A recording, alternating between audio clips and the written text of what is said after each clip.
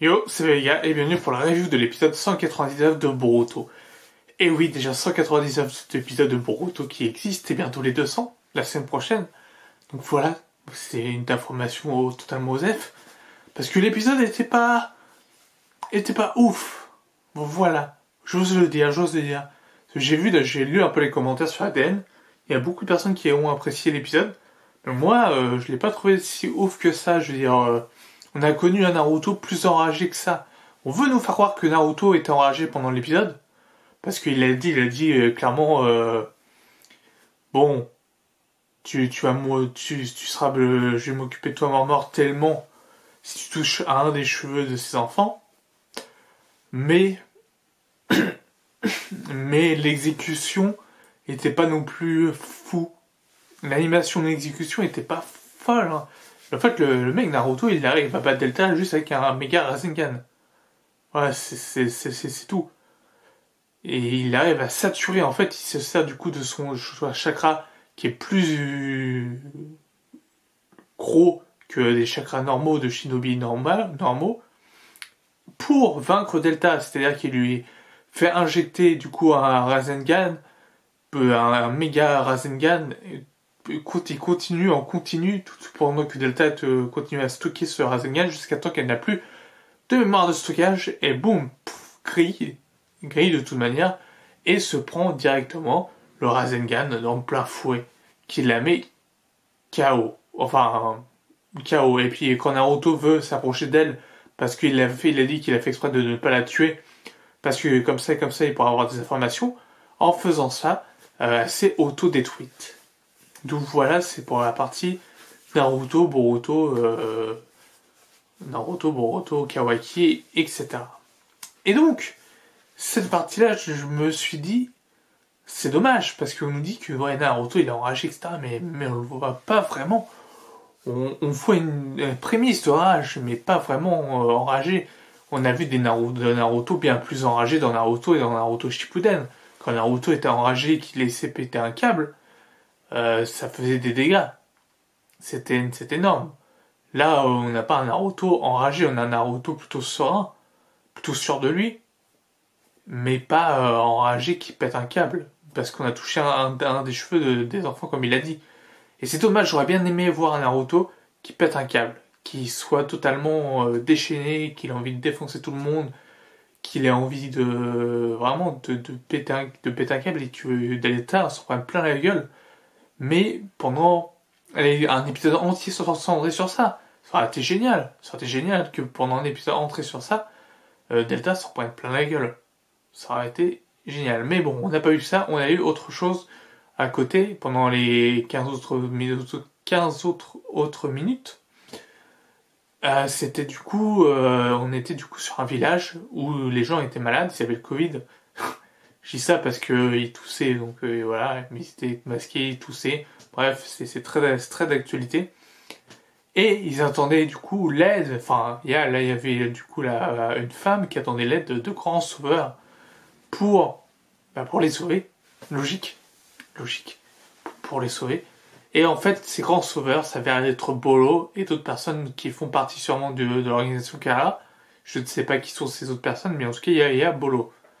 Et du coup, Bolo qui est là, dit il n'y a pas de souci, je vais vous soigner, etc. Et avec sa main, il arrive à soigner les gens. Je ne sais pas comment il fait. Quelle est sa technique pour pouvoir soigner les gens avec sa main? Est-ce que c'est grâce à un outil scientifique ninja? Je ne sais pas du tout.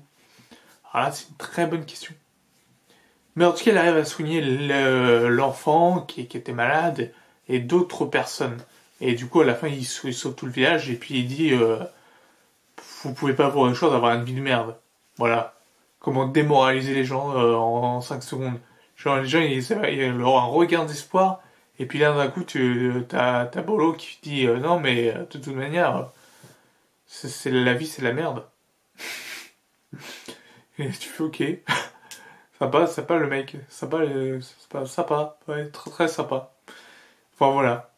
Tout ça, c'est ça. Et puis il y a Kodé qui arrive et qui demande à Bolo de revenir parce que faire une révision parce que Amado lui a demandé. Bolo gentiment lui dit non. Il lui dit non, pas que ça à faire, hein, clairement pas. Et Kodé lui dit qu'il allait le faire venir de gré ou de force. Kodé qui est très très comment dire, mystérieux, j'ai envie de dire, dans Sukara, un personnage qui est rempli de mystère et sûrement d'ambition. Il a l'air d'avoir pas mal d'ambition Kodé, hein, quand même. Ça a pas l'air d'être un random de l'organisation Sukara pour rien. Il est assez central depuis un petit moment. Et on voit que les interactions passent souvent par lui en ce moment.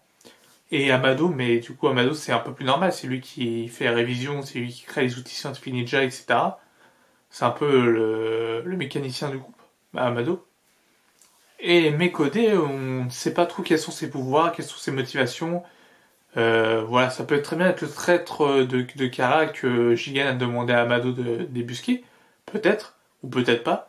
Mais en tout cas, Kodé doit jouer un rôle quand même assez important et sa puissance doit quand même être assez forte pour que Bolo, qui est un membre de Kara, quand même dise qu'ils ne veulent pas se battre contre Kodé.